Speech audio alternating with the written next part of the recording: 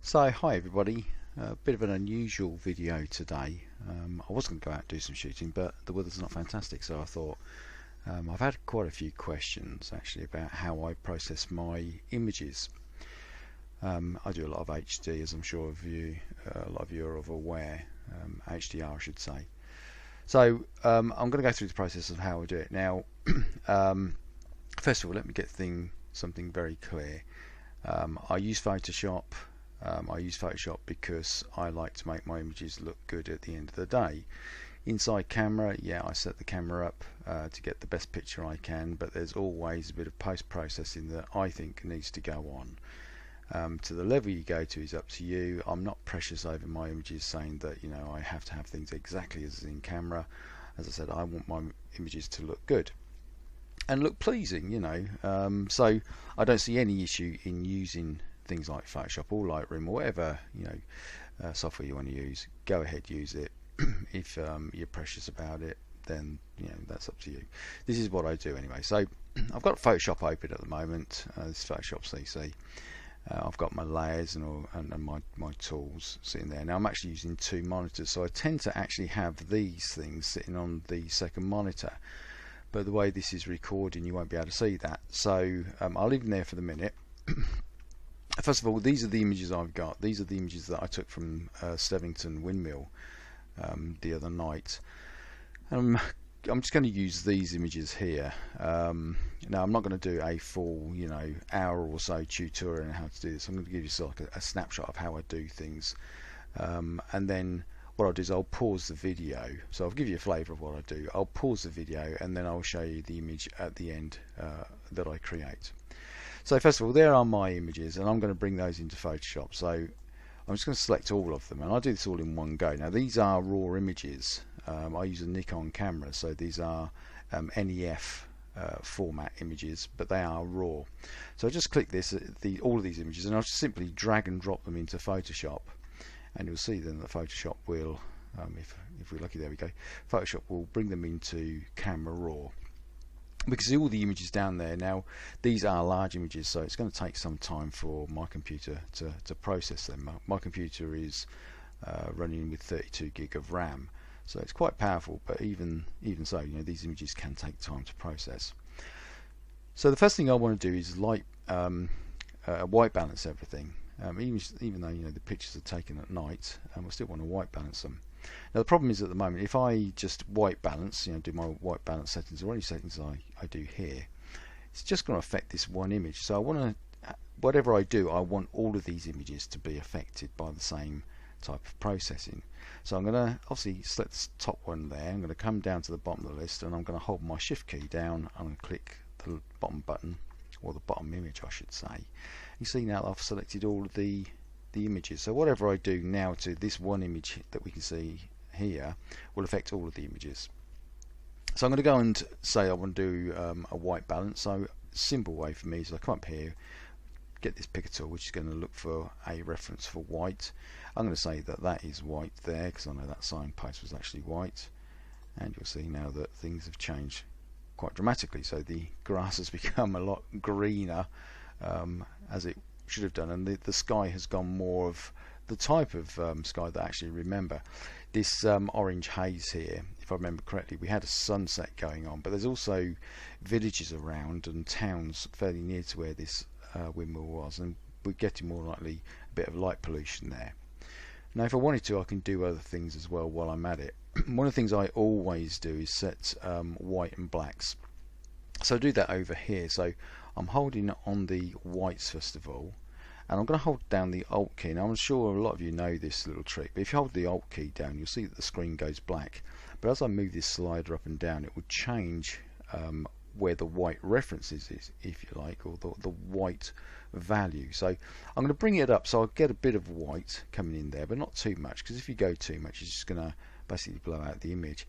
You'll also see the thumbnails on the left hand side have all got an exclamation mark, and I think that just means that they're all being processed. So if I now just let go of the Alt key and let go of the mouse button, you see that everything has changed. Now if I do that again without holding down the Alt key, you'll see that values are changing. You can see things getting whiter or lighter and darker. So over here, for instance, as I was saying, if I go to the full amount, the image is completely blown out. So I could do it by eye, as they say, I could eyeball it by doing this sort of thing, but I like to use the Alt key, so I'll just do that again. I'll bring it to roughly there, that's fine, and away we go. Do the same for blacks. Hold the mouse down on the black slider and then hold the Alt key down. This time it goes white and I can go, I want a lot more black, or don't want so much black. So it's just basically bringing in some detail or less detail into the dark areas. So I think something like that is just be about fine. So that to me is, I'm quite happy with that at the moment. Last thing I like to do is clarity. I just bring clarity up a bit. I'll just eyeball that one, so just bring clarity up. And clarity is really a glorified contrast. It adjusts some other bits and bobs in there as well. What it exactly changes, I don't know, but I just know that by adding up the clarity just a tad brings it, to me, a lot nicer looking image. So there we are. They've all been adjusted by the same amount. And all I'm going to do now is I'm going to hit the open images, and all those images will then be brought into Photoshop, and it will bring them in as individual files. So I'll just pause while it does that because it's going to take a few moments. Okay, so there we are. It took a few minutes, but they've all been brought in now. You can see them all at the top here. So if I click through them just very quickly, you can see they're all sitting there. And each image obviously is its own little mini file at the moment, sitting there in RAM, and you can see that each picture has its own layer. Now what I need to do is actually combine all these images together and have them, all the layers if you like, sit down here. Now I could simply just click one layer and then drag the image over onto another image and set the layers like that, and that's one way of doing it. The way that I tend to do it is this method. So I go up to the file, I come down to scripts, and down here you've got load files into stack. So I'm going to give that a click. And it shows here the files that I want to bring, or it gives me the option to choose the files that I want to bring in. Now I could do that if I'd saved all these files individually. I could bring them in individually by using browse, because they'll obviously be on my hard drive in a folder somewhere. Or I can say that I want to add the files that are currently open in Photoshop. So as they're all sitting there, I might as well do that. So click that, you'll see all those files now load up. Now one thing I need to do on this particular set of images is say that I want to attempt to automatically align source images. Now even though I was on a tripod and I tried not to touch my camera at all, I know at one stage, because this was pitch black when we were doing this, when I went back to the camera at one stage, I did accidentally just tap my tripod, and obviously that changed the alignment somewhat. Excuse me. So I'm going to have to hit this one. So a lot of the times you don't need to, but for this instance I will, and I'll say OK, and it now then goes through those images and will start creating a new area to work in with all of the images stacked up in their own individual layers. So we just let that do that. So there we go. It's not taking too long. It's telling us there it's aligning the layers, and it usually does quite a good job. Now there might be a bit of messing around I'll have to do towards the end of my processing, but at the moment it's not looking too bad. Now just to make things a bit easier, I'm going to move this layers just onto my second screen, and also my tools for the moment, just so that you can see what we've got. Now all of those images are on top of each other and aligned. You can see that we've got some white areas because what's happened is the alignment has also rotated the image slightly just to try to get them all to line up. So I could leave it like this, and at the end I'm going to have this blank areas around the image, but for the minute all I'm going to do is crop. I'm going to bring it in a bit. So I'm going to bring just put my tools back, and I'm going to use the crop tool here, and I'm simply just going to drag this down a little bit, bring this over a bit, and do it to all of the sides there. Just bring it in. Also I want to try to get some sort of rule of thirds going on here. Unfortunately, I'll say unfortunately, but this particular set of images I've really had the windmill sitting in the middle, so you can't really use too much of the rule of thirds, but something like that for the minute is fine. So what I do now is just double click, and that will then crop all of those images down into that particular area. Now I'll bring over my layers again, and I'll show you quickly what I'm going to do here.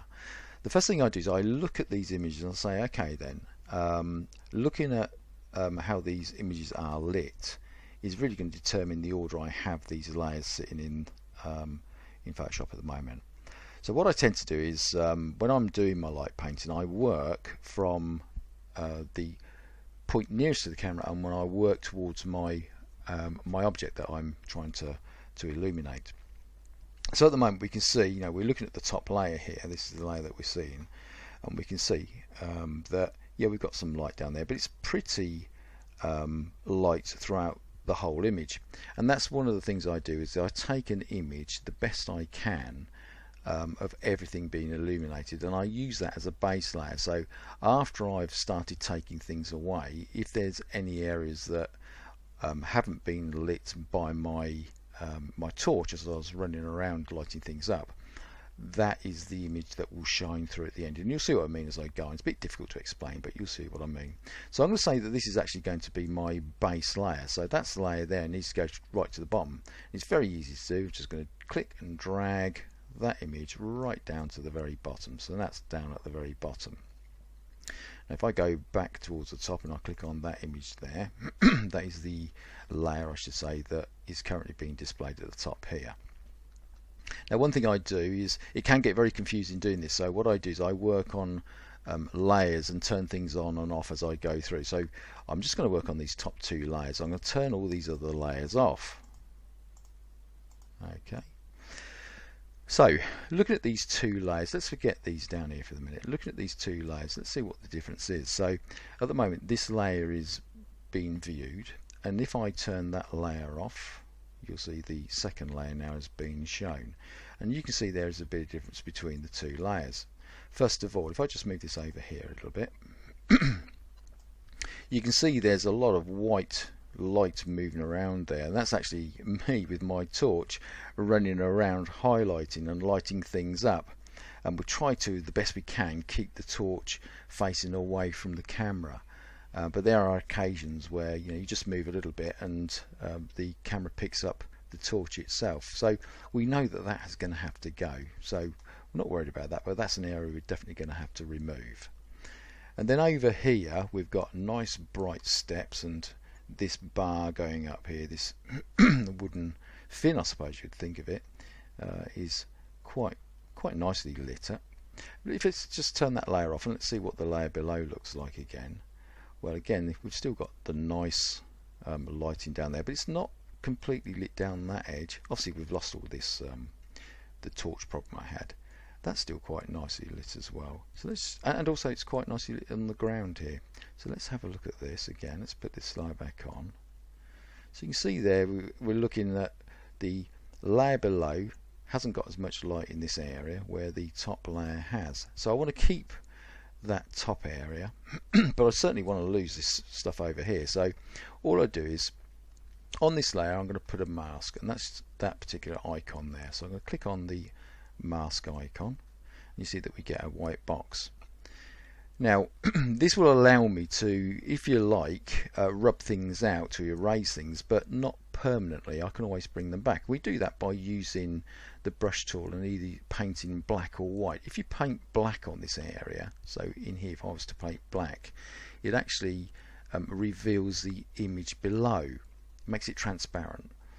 If for some reason I make a mistake, rather than using a rubber which would, or eraser, which would completely destroy the image if you like, I can always use white and paint it back. So let me just show you, let me just demonstrate that. So at the moment I've got black selected. If I go to a brush tool, my brush tool itself, oops, that's not the brush, is it? There we are, there's the brush tool. The brush is at 700 size, and it's got a fuzzy edge, which is nice. But let's just show you something. So let's say I'm painting something, or I'm getting rid of stuff, and I do all this sort of stuff. You can see obviously I've got rid of the torch marks there. You'll also see over here that it shows where I've painted black. But let's say, I've made a big mistake, and for some reason I did actually want those light trails from the torch being shown in the image. Well, I've just rubbed them out. Well, it's very simple to recover it. I just go and make my brush white and then just go back over that area and it brings them back. So I haven't lost anything. All I'm doing is simply making things transparent. I'm hiding things, if you like. So let's start from the beginning. I'm going to get rid of this particular mask and I'm going to start again. So all I'm going to do is I'm going to click on the mask, drag it down to the trash can or waste paper bin down there. Do I want to apply those changes that I've done or delete them? I'm just going to delete it. We're going to start again. So again, hit on the mask tool, make sure I've got black selected, and we're going to start painting things away. So this area here, yeah, we can get rid of that, so I'm just going to paint that out. Now there is, actually, if I zoom in, I'm holding down my ALT, my Alt key, and I'm just sort of spinning my mouse wheel around here, and you can see that that zooms in. And then I'm using my space bar, which gives me the hand tool. And it shows me there, oh, I'll just move things around, sorry, by using the hand tool. I can see there I've also got this red mark, so, oh, well, actually you can see my legs sitting over there, look. So that's going to be taken away on the next layer. So when, at the moment, that red line and my legs is actually on this layer here. So when I then start using this layer, take things away to show the layer there, I'll again, you know, get rid of that little bit there. So using my Alt key, and I'm going to spin my wheel back just to bring back the zoom, if you like, zoom out hand tool. Another way to do it obviously is just to click on there and then say fit on screen. There we go. So it's a case now just working through these two layers, what I want to keep and what I don't want to keep. So again, just to make things easy, I'm going to move this out the way. I've still selected on the top layer. I'm going back to my brush tool. I'm going to see what else I might want to take away. So you'll see things changing on the screen just as I turn the top layer on and off. So it's on at the moment, I'll turn it off and I can see what I want to keep or what I want to lose. Well, actually, looking at this, I've got the top layer on. I don't want this actually to be so bright. So I'm going to paint that away, because on the layer below, if I show you, it's a little bit darker. So I'm going to paint this away a bit. So we're just doing that. And that so far is looking okay. Now I took a little bit too much light away from there, so again I'm just going to now swap over to the white colour just to bring that back. So there we go. So there, I'm quite happy with that so far. Just bring my layers back to show you what I'm going to do next. So let's say, you know, I could spend a lot more time looking at this particular layer, and I will do, you know, later on I'll pause the video and I'll carry on working on all these layers to get the best picture that I think I can get out of this. So what I'm going to do now is I'm going to go down to the next layer and I'm going to give that a mask. Okay, but I'm going to turn this top layer off. So now I'm only looking at that particular layer, but I want to turn this layer on because I just want to work between these two layers. Excuse me coughing as well. I'm recovering from a bit of a cold or hay fever, so I keep having to clear my throat, so I do apologise. I think you'll bear with me on this one. So there we are, I'm looking at that layer. If I turn that layer off, doing exactly the same as we did previously, turn that layer off, see what we're going to bring back. Well, we can see straight away there's a lot of light here in this lower image, this lower layer, but it's also very bright there, and I perhaps maybe a bit too burnt out. I don't want to use that. So if we go back and turn this on, we'll also go back to our brush tool, which we've got selected. Make sure we've got black again. Very easy actually to forget to have the black selected, and you're painting away and you're painting white on white, so you're not actually taking anything away. So up here I'm just going to bring a bit of that top brightness in. Try to make it so it looks fairly even on its blend, if you like. So there's that one there. Now we've done that. Something we have to bear in mind all the time is eventually all these layers are going to be turned on. So this layer here that has had some of the mask painted away won't have that part taken away. So let me demonstrate that. If I turn that on, you'll see all of a sudden, oh, it's gone back to being black in this area. So again, I now need to, on this layer, just paint a bit of white there, so it's now looking through that part and that part to show this part of the image. And this is what I'm going to do through all of these layers. Now I might find, one of these layers, I don't know, this one here for instance, might be of no use to me whatsoever. So for instance, if I turn everything off and I just leave that layer on, there may be, let's move that, there may be no information or no image that I want to use, and I'll just simply drop that layer. That's not an issue, but at least I've got it there in case I want it. So for the next few minutes, it's actually going to take me, I would think, about an hour to do this. I'm going to go through just taking away stuff and adding stuff back in that I may have accidentally erased, but I'm going to use all of these layers, or the ones that I want to keep, to create an image. So it's going to take me about an hour, but for you it's literally going to be a second as I pause this video and then come back to it. So here we go. Here we are again. Well, that actually took me again second for you. I've been sat here playing with these images for 50 odd minutes, and I finally got it to this one image here. So what I did is, and I should have recorded it, so I apologise, I got so engrossed I forgot to press the record button. But what I've done is I had obviously all my layers, as you saw just a moment ago, went through, did the masks and painted stuff away, make things more transparent and whatnot. At the very end of all of that, I then took all of those layers and I combined them into the one layer, and that's what we've got now. Now, one thing I have done, hands up, and I'll be honest, is I didn't like the sign that was sat here. So again, excuse my coughing. So I've used the clone tool and I've just painted some of these bushes, some of these plants over the top of that, because I thought, to be perfectly honest with you, the sign was quite distracting and didn't look nice. So yeah, I've cheated and I've put some plants over the top of it, and I don't care. I'll do that on this particular image. So there we are. That's where my image is at the moment. Now there's still some bits and bobs I can do with this. Overall, do I like the colours? Yeah, I quite like it. I could go in and I could change some of the colour balance just to make things a little bit more natural, if you like. But remember, this is a light painting, so we're using artificial lights, and we're not going to have exactly the same sort of colours that we would get if it was daylight. So I'm going to leave it as it is at the moment. Now as I zoom in, let me show you something. This is something that I do to a lot of my images. You can see the image itself isn't particularly sharp. Now this is down to my lens, so if you look here, it's not particularly sharp, and it's down to my lens. I use a Tamron 18-200mm super zoom lens, they call it, I believe. And I use that because I like to be able to go from 18 all the way up to 200, and I don't have to keep on changing lenses over all the time. That for me is ideal. It's great. I really just have one lens. I've actually got two lenses, believe it or not. I've got the 18-200, and then I've got a 24 fixed prime lens, a old manual lens that I bought many years ago that works absolutely fine, but I tend not to use it very often. I don't like changing lenses over, so that 18-200 does me fine. The only problem is it's not always as sharp as it could be.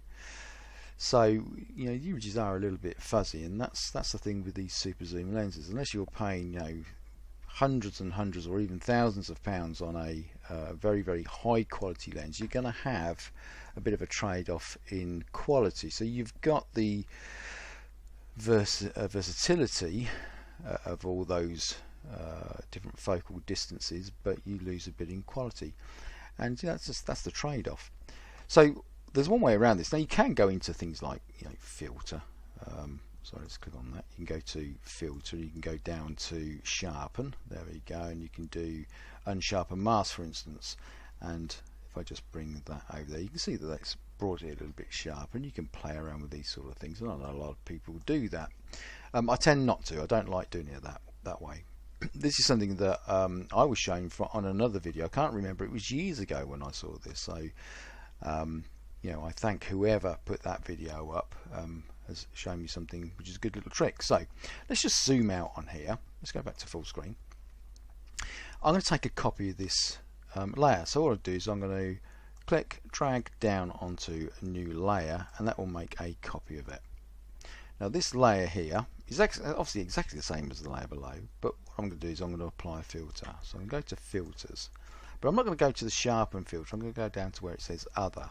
I'm going to use this thing called high pass. So click on high pass, and you'll see that the image itself has now gone to like a grayscale.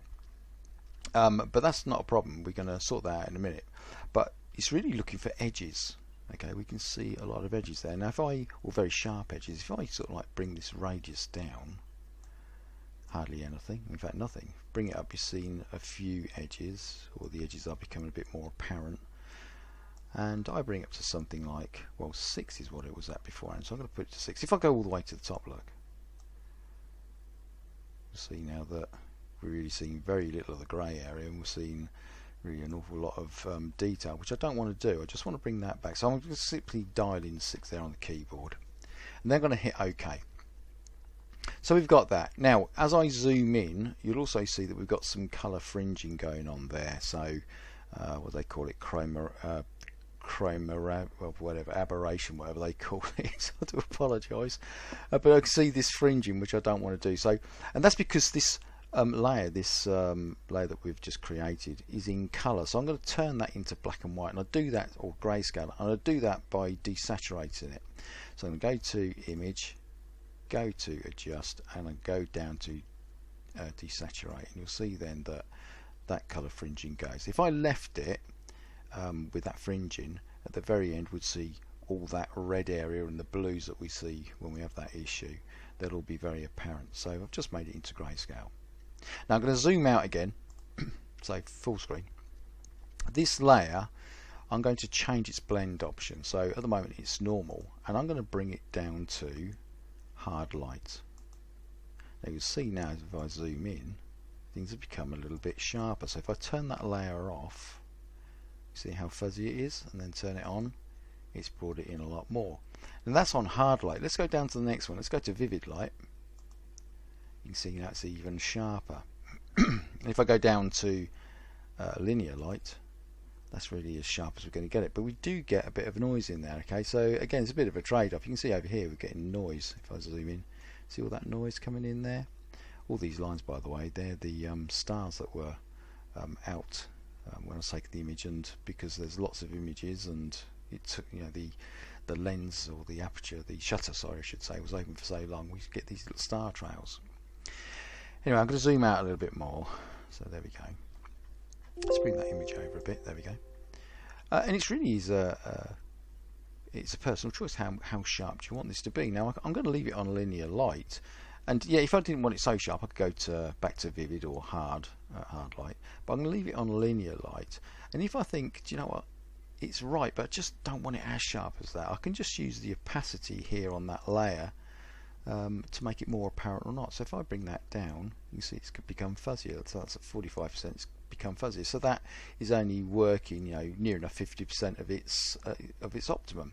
So I'm going to bring it into a level which looks quite nice, not too overpowering. And bearing in mind, you know, the stronger I make that layer appear, the more noise I'm going to see up in the image.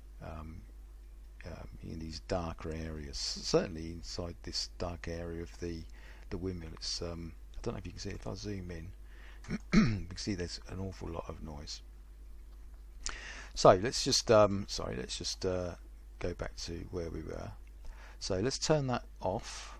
That's what we've got without that offset layer sitting there, or what do we call it? I forgot what it's called. It's called the high pass. That's what I should have said, and it's the high pass. So let's turn that back on, and that really is for me quite acceptable. I like that. There's a bit of fringing at the top there still. I could go in and sort that out with Camera Raw or the lens lens correction that does all that sort of stuff, but for the minute I'm going to leave it like that. So that's how I do not all my images, but that's how I've worked on this particular one. And any of the light painting images that I do, I certainly go through that process of having masks and erasing things, making things transparent, and just adjusting things through that. So I hope this video has been useful. Don't hate me because I go into Photoshop and use Photoshop to do these things. For this type of picture, for light painting, you really got to go into Photoshop, and you do have to mess things around an awful lot. But if it's been useful, if you liked it, then please give me a thumbs up. Maybe think about subscribing if you've not already subscribed to my channel. Please tell me in the comments if you're going to use this sort of thing, if you like it, if you don't like it. I'm always happy, and I do enjoy the conversations we have in the comment section, so please do pop your comments in. Love to have a chat with you. Until next time, thanks very much for watching, and I'll see you again on another video. Until then, bye.